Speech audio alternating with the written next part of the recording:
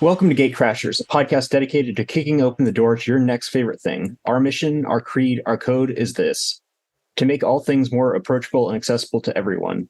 We want you to find a universe that you'll fall in love with.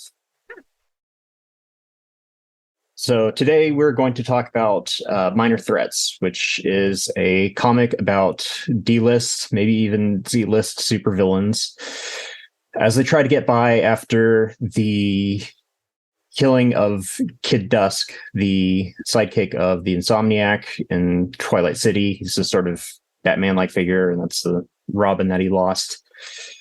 And he goes off the deep end. And so basically they're trying to find this supervillain called the Stickman who did it and kill him, so that they can set things right in a way. And my name is Tim. The book comes out on July 12th from Dark Horse Comics. You can get it anywhere you are picking up your comic books. Reach out to your stores early to make sure you get it. If you don't have a local comic book store, reach out to thirdeyecomics.com. They will hook you up.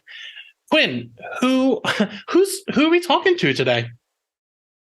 We are talking to writers Patton Oswalt and Jordan Blum and the artist Scott Hepburn. The book was colored by Ian Herring and the letterer was Nate Picos. Just making sure they get their dues too. How's everyone doing? Doing great, man. I can't wait to start talking. I'm new to podcasts, so I'm always wondering when I'm allowed to start interrupting, which I am prompt to do. It's my favorite thing to do. So just God, you're way too early. You came in way too hot, way too early. Wait, no. I am always stomping all over the bushes here, man. Quentin, that was a hell of an intro. Thanks for being here. I know Patton and Jordan usually get the limelight on more podcasts than I do, but I'm excited about this one. I'm here for you, man. Thank you. Is this the first one that you've done for promoting? It's only I think this is my second, but I'm a lowly artist. I'm not known for my verbiage, so we often get I'm usually doodling behind the writers during panels and whatnot, and often they'll let me turn my head and wave sometimes. It's exciting to be here, though. Keep it a small. It's a hell of a bandana Daniel's wearing today, and I wish the video component could have shared that. It's called the Monster Mash. It's got all the monsters on it. Beautiful. And I would like to say that the podcast that Pat and I do is usually hyping Scott and us gushing over his art. So the one thing's not there for. It does soften the blow a little bit. I'm happy. Have the figure of our gushing present. Yeah, thanks. Big gushers.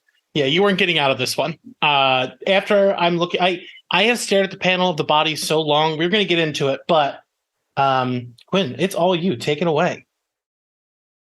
Right. Okay. So we're just jumping into the questions here. Yeah, it's all you. Okay. So for each of you, if you were a D-list supervillain, what would your dumb or hyper-specific power be? I don't know how dumb. If it would be like a D-list power, I would love to have an A-list power, but with D-list consequences. So in other words, I have teleportation, but it takes me forever to fade out and then forever to fade back in. So like people have time to see me. I got to be very careful where I teleport back in because people have a long lead time watching me come into focus as I teleport. Like a driving length of time, or like hey, call the other people over here and get a gun on this guy for when he totally materializes. I'm trying to think what mine would be. I think heat powers, but like I'd be like a low rent Firestar where they'd be like microwavable, but like I could only hit lukewarm. You know, I couldn't even burn anything. It would just be like food reheating, and nothing beyond that. I think there was a guy in Grant Morrison's run on New X-Men. One of the Xavier guys was basically just that was his power. He's just like, my hands are kind of hot. I take the drug, they get hotter, but they're usually just a little bit hot. People just hand him food, but keep this heated. We can't afford what are those like torch things you're catering that you keep under the. He's just holding leftovers away from the restaurant. Usually, when I'm dreaming about superpowers, it's some kind of time manipulation. Like I can either quantum leap myself, or I can put myself in a time bubble where I can draw 30 days worth of pages overnight or something. So maybe some like sad small version of that where like it only works locally for like a second. Like if I knock something over, I can be like, oh, whoa, and then like pull it back. But it only works like within a small region, Save a mug or two from being shattered. Yep.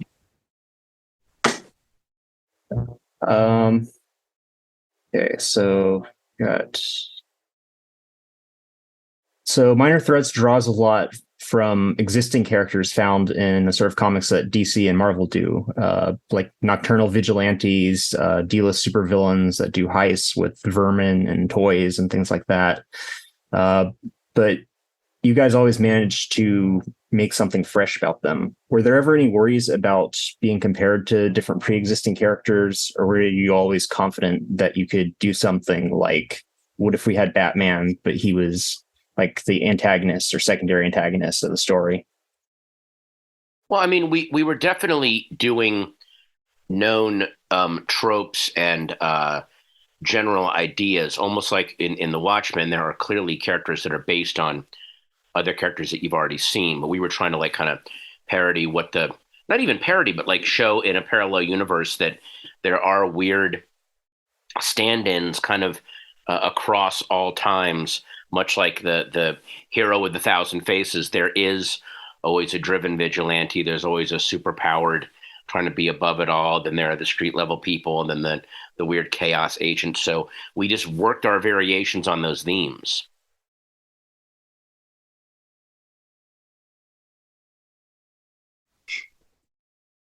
Yeah, I never thought of it. It never preoccupied me. Obviously, we're playing off of pre-existing stuff, and even the idea of playing off pre-existing characters has been done. But execution is everything. Like a concept is kind of nothing. Execution of a concept, the dirty secret of like any good idea is that you can have a cool pitch of like a setup for whatever, but it means nothing, and if you can't bring the goods and like create a fresh execution of that idea. So it never really bothered me. I knew that the guys, I'd worked with Patton and Jordan on MODOK beforehand, and I knew you could start with anything and we would find a new, fun, exciting story within it. So it was almost just a way of like, get the ball rolling and start telling stories in general. Now Jordan's gone. Did we lose Jordan? Speaking of Jordan, yes. Okay. There he is. Sorry, guys. My internet's been really shoddy, so I was trying to fix it and then made it worse. Good. Classic. I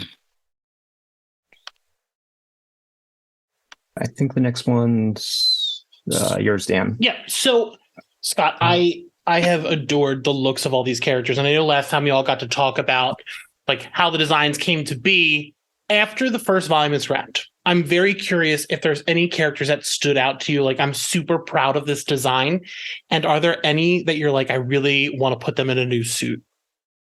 Well, I'm always thinking of evolving every design, and I kind of like the idea that there is no stagnant superhero costume. Like even within things that are standards, like Superman, Batman, Spider-Man, there is a constant evolving and bubbling and changing of the proportions and details and icons, and how the language of that character design is like evolved through styles or eras of comic book illustrators or whatever. So I try and think of our world as something that's been very lived in.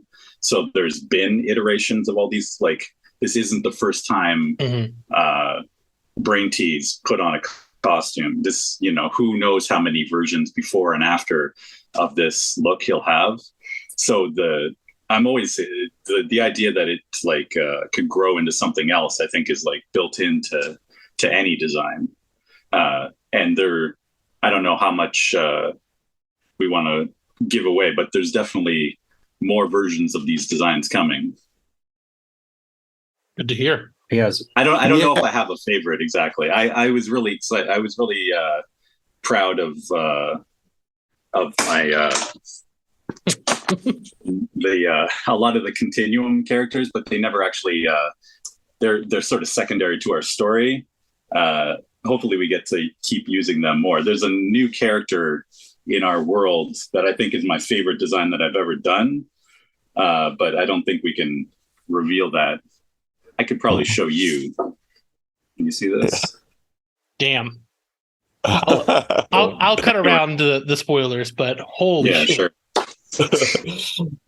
There's a lot of fun design work, and I'm happy to do all of it. But yeah, there's maybe the short answer is Shit Eater, my human fly, punk rock, literal barfly that I sort of forced into the world of Minor Threats. Which I think Pat and I became obsessed with, and are already trying to figure out what a prestige Shit Eater 12-issue miniseries looks like, or maxi series. We're still working on that one, but I think the thing that I found, Scott, if I can say what I found really impressive, was we talked to you so much about like we're dealing with not just the history of Twilight City and our world, but there's a kind of almost meta level of the 80s and the Frank Miller influence and the Alan Moore influence kind of stepping on the innocence of the Silver Age and Bronze Age. We talked a lot about eras within the real world of comics, and seeing you come up with, especially for Frankie, we see her at like 10 or 12 and what that Silver Age one looks like. And then she has kind of her more teenage costume, and then her adult costume, which is kind of whatever she found in the closet because she had given up that life. And I think the thought that you put into every stage of kind of Frankie's costuming and how that was reflected against the time periods and the actual history of comics, that was so cool. Well, thanks. I mean, that's only really possible when you have a fully realized character. Like one of my big sticking points with a lot of designs is that like they never thought about what this guy does when he goes home, or what's his favorite music or whatever. Like you can be an ice themed superpower, but if you're into heavy metal, what does that look like? If you're like an aristocrat, what does that look like? If you've lost a limb in war, what does that look like, or whatever? I think there's just a lot more fun pieces to play with once you actually have writers building real characters to costume in the first place. And you guys gave me a lot of fun ideas. You already had sort of some visions for, especially like Brain Tease's helmet. I think that was something that you guys had like a pretty solid idea for. There was a lot to work with. There was no shortage of things to design, but there was like a lot of fun seeds planted right in the script already. But it was cool to Pat, see. do you have a favorite design? Well, it was definitely cool to see how you would add little bits of personality, not only to the characters that we created. Like I loved the way that Brain Tease we would look at early designs and go, well, no, he's older. He should still be skinny, but have the beginnings of a pot belly. He should have there's this sort of sad dignity to him where he's trying to keep his costume together, even though his body's kind of falling apart. It's that kind of, well, my clothes still look good. There's that so much now there. And then just characters in the background of, like at the Adventurers Club, the character that's like literally a collection of like humanoid thumbs, basically like a giant thumbprint, that only appear in one panel. It has that Star Wars cantina feel to it of, oh God, look at all these things that are just zipping by the panel for like 1 second. Yeah, the problem for me is I keep falling in love with every little side character, and I want to like write some B plot for them, but there's like 100 of them. So I don't know how manageable that is. Right.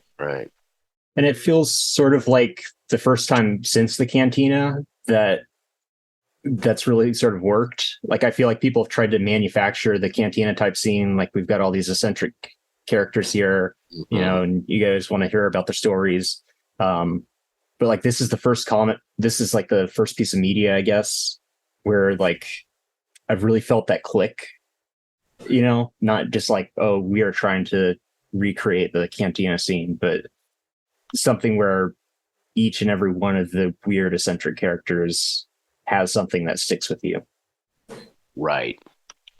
I mean, if Dark Horse wants to greenlight a Tales you know, from the lower layer or from this club, I would happily. That was my Star Wars era. Was the 90s where we had nothing but those novels. Yep. And it was like, well, I'm going to read Tales from Jabba's Palace and Tales from the Canadian. I loved that world building. Like, remember that guy who appears for 5 seconds? He has an entire adventure you've never heard of. Speaking of the guys that you've never heard of, and as we're talking about Shit Eater, did you guys receive my 25-page Shit Eater spinoff pitch? No. You know, you sent it to a fax machine that I don't have, so I'm through. I'm so sorry. Surprised to see that you guys are already on it. You guys are on my turf, working on that character that you guys created. But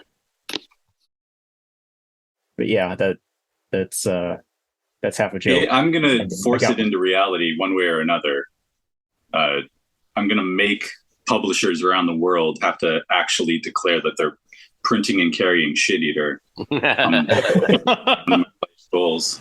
Well, you sold us, and I also think, like, Scott, even, you know, going back to kind of the lived-in world, you know, you were so good at like putting in a history of storylines from like dead, you know, human-eating plants, you know, husks of them in the background, and the kaiju and all these other things that, like, the goal was to make it feel like that there was this history, that there were all these untold stories, not just with the characters, but I think with the setting, I guess is kind of my point. And I think, you know, like, that's so much of your art in creating a burger chain and having that, or repeating graffiti. Like, there's all these things I noticed that obviously were never scripted, that every time we would, you know, go through it or do passes, you'd be like, oh my God, he's building out franchises of restaurants in the background. This is incredible. It's my way of sneaking into the writer's room. I just want to like seed as many little things as I can, and maybe, you know, something sticks or something's useful. And if not, it's still just fun ephemera for the world. There's no loss to having specificity in a scene. It's so even if we never pick that thing up and explain it, it still adds to the texture of all the characters in the lived in space. Well, there's no more sneaking left to do, because you are more than welcome. The stuff you've been giving that we're filling out in this world is fantastic. Thanks, man. Yeah, I was about to say there's like the Shit Eater graffiti like in the bathroom of the Bite Burger, and I just thought that was like such an incredible little detail. Like, as soon as there's a scene like that, I'm like, I'm going to read all the little details there. Wow. Yeah, I have a whole graffiti subplot that I want to pitch that I've just been like letting build in the backgrounds of scenes that I haven't even mentioned yet. Oh, that'd be incredible! Like a love story or murder mystery or something like that. It kind of reminds me of like video game design, where people do that. Like, totally. Walls say all kinds of things. I really like the idea of there being a two-dimensional visual entity in what is already a two-dimensional thing, but I'm drawing it three-dimensionally, like a word. Like, it's like it's like a cartoon within a cartoon. You know what I mean? Like when the Simpsons are watching TV, like it gets like leveled down another step to show that it's a world within a world.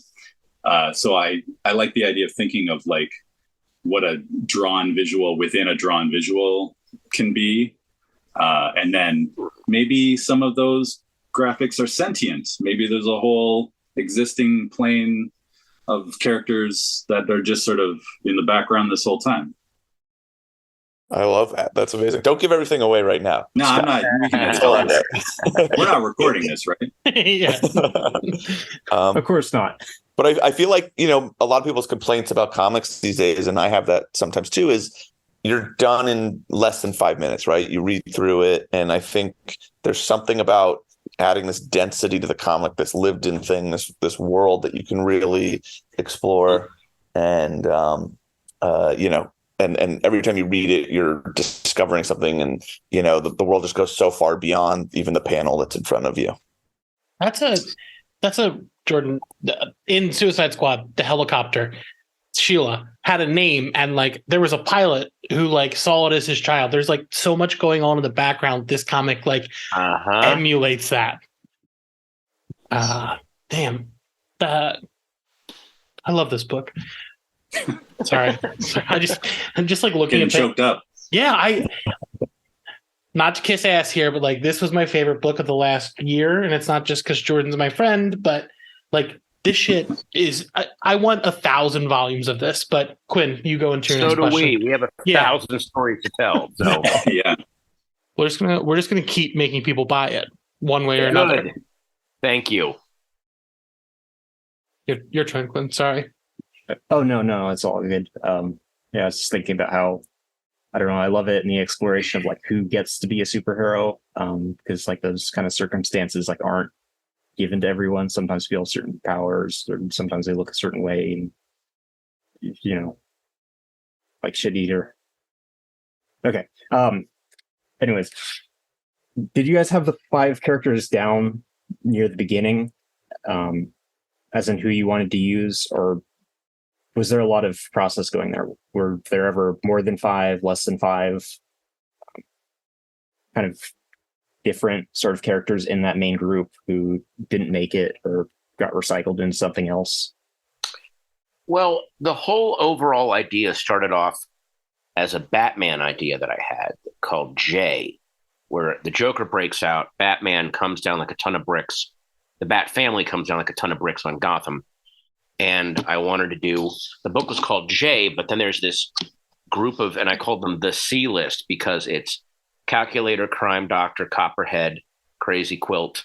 And I believe, who was there was another one, but there were 5. So then we sort of ended up doing stand-ins for them in this book. So, much like Alan Moore did stand-ins for the Charlton characters. With Watchmen.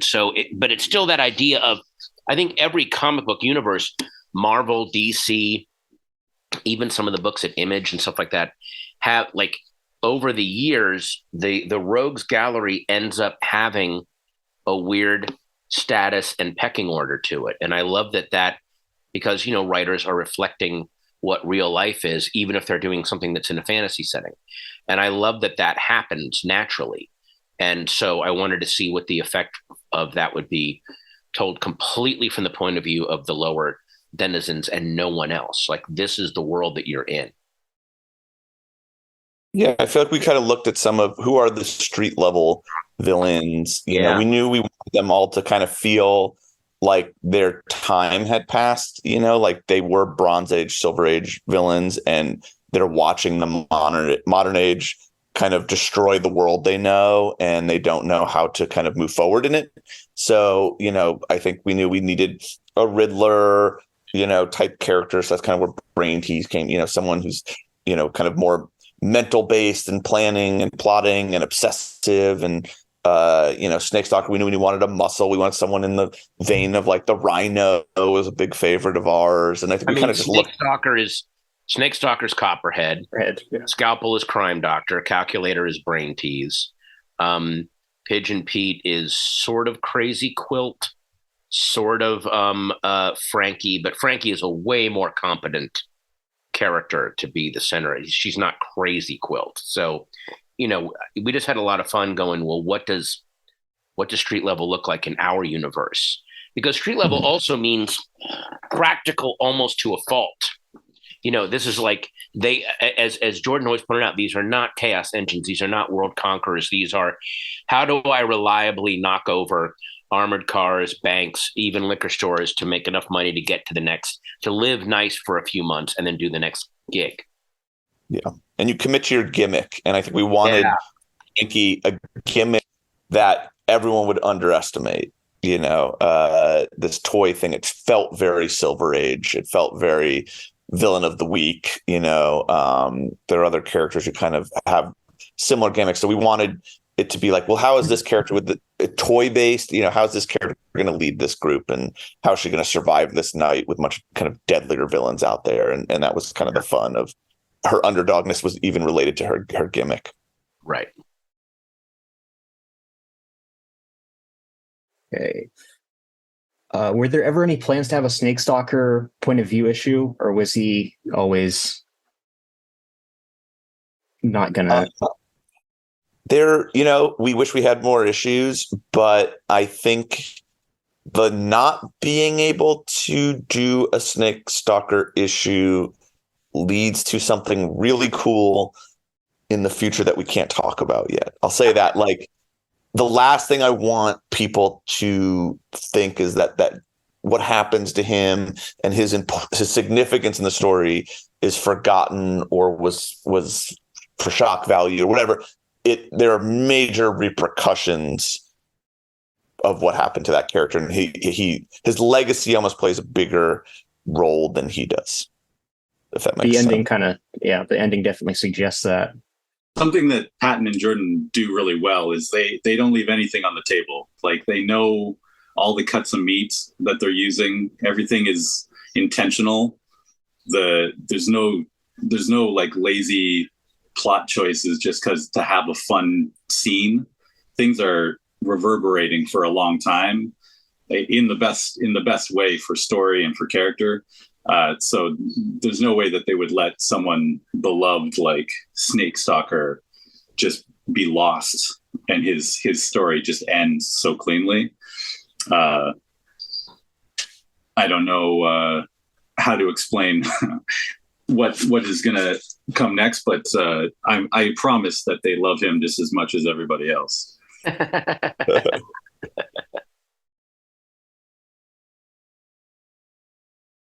think Dan has the next question here. So the series often walks the line with humor and a lot of trauma that comes with superhero stories. One of the major scenes that stuck with me since I finished it is the beginning of issue 2, where we're seeing this abuse of brain tease, like what he went through growing up. What went into this scene for you? Like, what went into the flashback? Because it balances humor and something really dramatic really well. I feel like for us, we wanted to take these characters very seriously. And I think the big inspiration for me was I love Batman the Animated Series, which is really a show about villains that Batman shows up in, right? The villains have these arcs.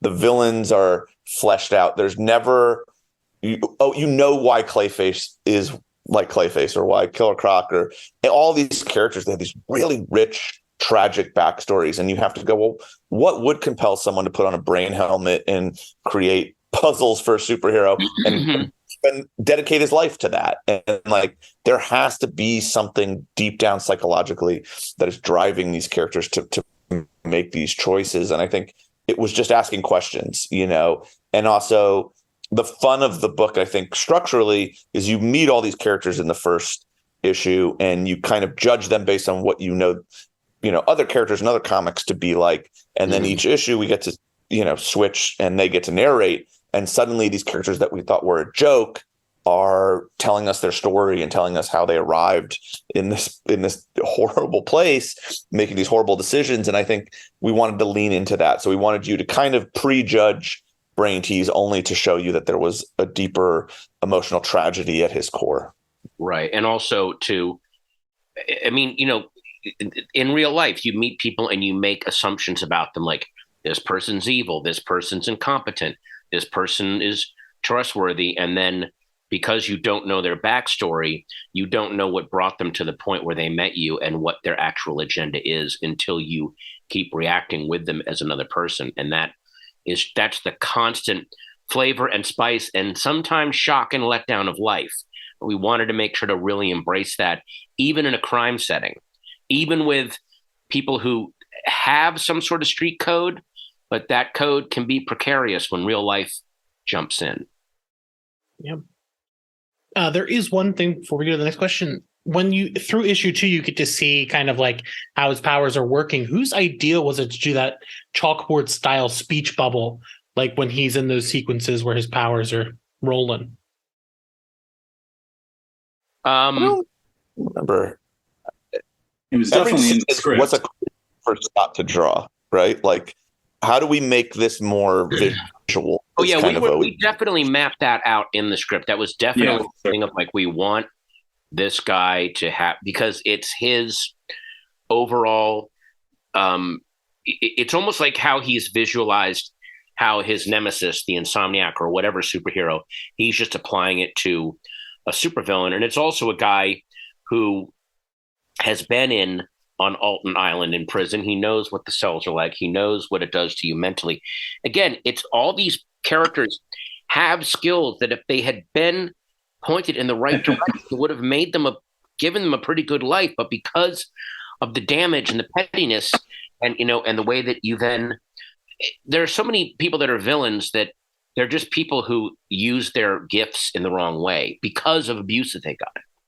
With that, you mentioned it being in the script. All of these characters have very unique power sets and things like that. Was a lot of that in the script on the visual, like how these things would show themselves? Like how much was the balance between Scott and everyone else? We'll give Scott kind of initial ideas and then just go, this is kind of a concept of how his powers could look. Or we want to do something with Scalpel where her diagnosis is a visual thing instead of her just talking. I see that, this is what's wrong with her. This is what's, like, this is a comic book. How do we make this dynamic and cool? So we would kind of give sometimes general ideas, or Scott would come with ideas, and it was just more of like, let Scott cook. Yeah. Usually on the big splashy pages, especially that Scalpel diagnosing Frankie's injuries page, the like human anatomy page, that was a gift that they gave me to let, like, they're constantly concocting comic book centric and comic book medium maximizing sort of ideas that I can just like sink my teeth into. We're making a comic book, you know what I mean? Like we think of story as comic book fuel rather than, something that can be a movie later or something, we're telling a comic book story. So we're like part of the fun of the storytelling and built into the structure of how we tell the stories is using this visual medium, the sort of gimmicky tricks that have been all through like Silver Age comics, especially diorama type pages and like, moving through a map of panels and all that stuff. That's our bread and butter. We're leaning into that stuff as much as possible. Scott, I told you beforehand, like that's one of my favorite pages, the X-ray. How long did it take you to like do the intricate muscles and like the wording? If you haven't seen the page, please go pick up the book right now because like it's page 6, issue 3. And that was all that. Now that's an example too of, we did, I have a friend whose daughter is an EMT in, I believe, Texas or Colorado, but she consulted a lot to give Scalpel's kind of slang terms, some verisimilitude, to use a gigantic word for no reason. But so a lot of the stuff that's in the organs and the blood vessels are terms that we got from this EMT to make it seem real. Wow. Yeah. The irony is when I first read our issue 3 scripts, I was worried it was going to be visually the most challenging one, because we have issue 1, we have all this setup and introduction. Issue 2, we have this giant battle inside the I forget what the name of our club was, where Insomniac crashes in. It's a huge battle royale of characters. There's all this violence. And then in issue 4, we have the play out of our character arcs and everything. And issue 3 was this sort of building suspense and I didn't initially see what the big fun visual moments of it were going to be. but now it's probably my favorite issue. It also has that 2-page spread of them falling through the time alley. And they're bouncing through like multiverses, which is maybe my favorite thing I've ever drawn. Okay, so the superheroes in Minor Threats are a bit of bastards, but they never really feel like a Garth Ennis sort of thing. How did you decide how much of bastards they should be? The members of the continuum, that is, should be, and where they draw the line and where they're willing to reason. I feel like we were kind of like, we don't want to do the like, aren't superheroes are just as evil as the villains kind of thing. Like, we've seen that. Like, we gave Insomniac, I think, a reasonable motivation to have a complete breakdown. He's in mourning, and he's struggling with this transition into this darker phase. But with characters like the Searcher, I don't think we wanted to do evil Superman. They're nailing it on the boys. There's no competing with that. Exactly. Yeah. Hers is more like, this is frustrating. Why won't you guys listen to me? I'm trying to help you. Like, it's very hard to be this patient person when you have this kind of power, but she's not inherently evil. I think she's just a little more over it, and beleaguered by the villains. But I think, Stickman felt like such a pure evil that he kind of set where everyone else is aligned, and again, these villains don't have, our Minor Threats characters, they're not trying to take over the world. They're not evil for evil's sake. They're just simply trying to get by and hopefully elevate themselves out of their shitty situation. And right. I think, finding a little bit of a classism story to kind of build that around helped you, I think, invest in them. And kind of, we talked a lot about, why do people actually commit crimes? And, they're not, these aren't bad people. They're just in broken systems. And we wanted Redport to be a broken system. Yeah, because there's a lot of exploration of class, and you kind of get this impression like the Insomniac sort of thinks that he's above everyone else. Like, he and Stickman are both kind of, we're fighting on a more existential, esoteric level, and that's sort of, like in real life, a lot of times when people, this happens with both extreme liberals and extreme conservatives, when it's like, well, we're fighting on the battlefield of righteousness and principles. It's like, yeah, but these people are trying not to starve to death. Like maybe look at it at that level too. Like, there's a lot of that goes on in the real world, I think, and I think that's fascinating to see that. So this is a new universe full of characters and different elements waiting to be explored. Could you see it being expanded into any sort of spin-offs or anthologies or anything like that? Yes. Yeah, I would say we're going to be able to talk about a lot of cool stuff coming up, probably closer to San Diego Comic Con. Yeah. I'd say hypothetically, we could do a bunch of spinoffs and follow-up series. Hypothetically. Yeah. Hypothetically. Hypothetically, the ideas are there. We'll say that. Okay, so that's on the table. What's the better place to eat? Bite Burger from Minor Threats or Night Loaf from MODOK? I think Night Loaf's menu is very limited. I would rather go to Bite Burger than Night Loaf. Night Loaf just feels, the name Night Loaf it just feels so heavy. Like, it makes me tired when I hear it. It feels kind of prestigious. Yeah. It feels kind of like we're Night Loaf. It's so fancy that we don't need any of those fancy side dishes or and the other options at all. The waiters kill people at Night Loaf. He uses that sword. It's not a prop. He's murdered 3 people, I think, that night they went there. Good for him. Maybe he needed to. It's like a Waffle House. It's fine. Right. Yeah, I guess it's as violent as a Waffle House. You're right. So, I just want to preface this for everyone who is listening. I am going to ask the biggest spoiler question about this book that you can. If you haven't read the book yet, turn the episode off. Find us at gatecrashers.fan. Everyone else, all of their socials will be linked on the website. But this is your warning. Please turn it off if you have not read the book. That ending was not expected because we've talked about it this whole interview.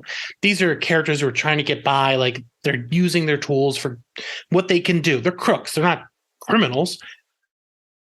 The ending has a huge heel turn with Frankie putting a gun to the head of a superhero and basically sending a message by what we think is going to be killing him. Was this planned from the jump? Is this something that came as you were working on it? Talk to me about this heel turn because it rules. Well, I just loved the idea initially of what does it look like when C level decides, no, I'm stepping up and deserve A level, and then what are the actions and the prices of having to do that? I love that. I love seeing that moment, and I think even Frankie feels like she's stepping off a cliff when she does that. But it's amazing. Yeah, I think it's, we wanted to tell a story about supervillains, and you have a character who begins an arc saying, I want to walk away from this life. This is not who I am. I want to escape it with my daughter. And something happens along the way where it's like, well, what if you're really good at it?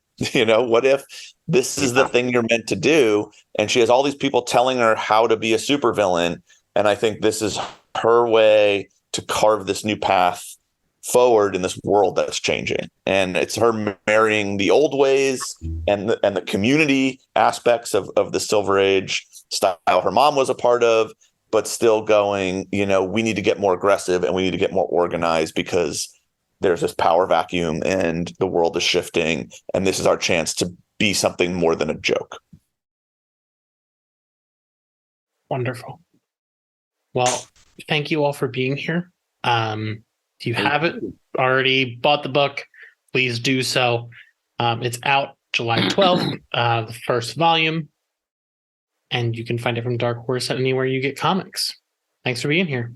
Thank you. Thanks. If you want to read it early and you're in Los Angeles, the three of us will be doing a signing at a comic book store called Revenge in Eagle Rock on June 21st, and they are getting the books early, and we're having a big event with stand-up and food trucks and music, and us, the three of us signing. So if you want to read it early and come meet us, we'll be doing that in Los Angeles.